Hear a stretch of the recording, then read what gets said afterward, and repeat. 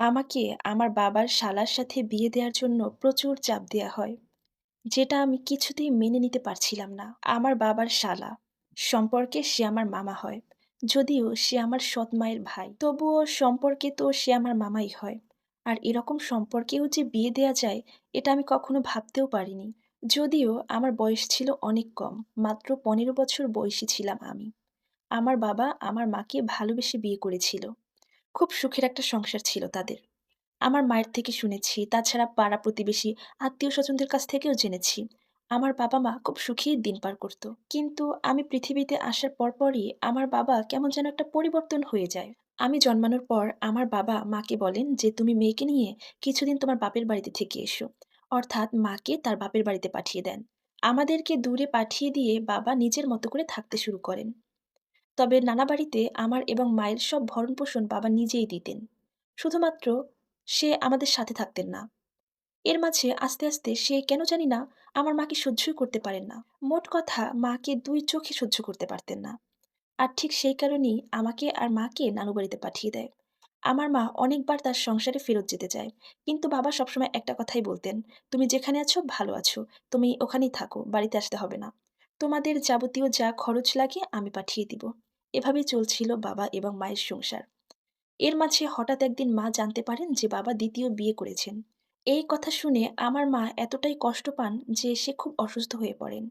আর বাবা তার নতুন বউকে নিয়ে আমাদের বাড়িতেই থাকতে শুরু করেন। এভাবেই আমাদের দিনগুলো যাচ্ছিল।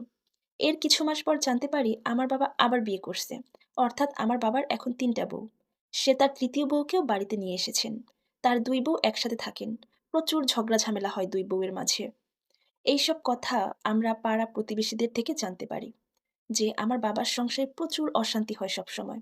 এসব কথা শুনে আমার মা নিজের সংসারে ফিরে যাওয়ার কথা আর কখনো কল্পনাও করেনি। এদিকে আমার বাবা আমাকে আর মাকে প্রায় কল করতেন।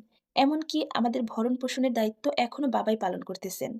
মা বাবাকে প্রায় বলতেন যে, "না, এখন আর তোমার আমাদের দায়িত্ব নিতে হবে না। আমরা একারাই আমাদের দায়িত্ব নিতে পারবো।" কিন্তু আমার মা ততটাও জোর দিয়ে বলতেন না যে খরচ দিতে হবে না। কারণ আমি তখন বড় হচ্ছিলাম। আমার অনেক খরচ, সংসারের অনেক খরচ ছিল।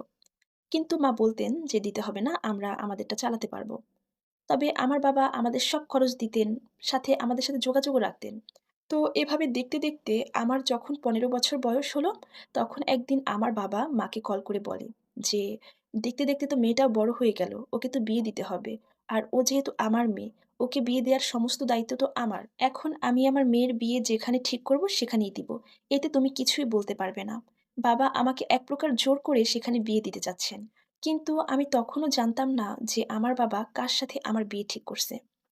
যাকে আমি বিয়ে করব, যার সাথে সারা জীবন থাকবো, সেই মানুষটা কে বা কেমন সেটাও তো আমার জানতে হবে। তখন আমি বাবাকে বললাম, "বাবা, তুমি কার সাথে আমার বিয়ে ঠিক করছো? সে কে? কি করে? তার সম্পর্কে তো সবকিছু আমার জানতে হবে। তার সাথে তুমি আমাকে কথা বলিয়ে দাও। আমাদেরকে পরিচয় করিয়ে দাও।" তখন বাবা বলেন যে তার যে ৩য় বউ, তার ভাইয়ের সাথেই বাবা আমার বিয়ে ঠিক করছেন। মানে আমার বাবা তার শালার সাথে আমার বিয়ের কথা বলছেন। তার ৩য় বউ, সে তো সম্পর্কে আমার সৎ মা। আমি এই বিয়ের প্রস্তাবের কথা শুনে প্রচন্ড পরিমাণে শকড হই। একজন বাবা কি করে তার শালার সাথে তার মেয়ের বিয়ে ঠিক করে? আমার খুব খারাপ লেগেছিল সেদিন। আমি কিছুতেই আমার বাবার শালাকে নিজের স্বামী হিসেবে মানতে পারব না। এদিকে আমার বাবা উঠে পড়ে লাগছে। আমাকে তার শালার সাথে বিয়ে দিবেই। সে আর কিছু জানে না, আর কোনো কথা বলতেও চায় না। আমার বাবা এই যে তার শালার সাথে আমার বিয়ের প্রপোজাল এনেছে, এর আগে থেকেই একটা ছেলের সাথে আমার সম্পর্ক ছিল।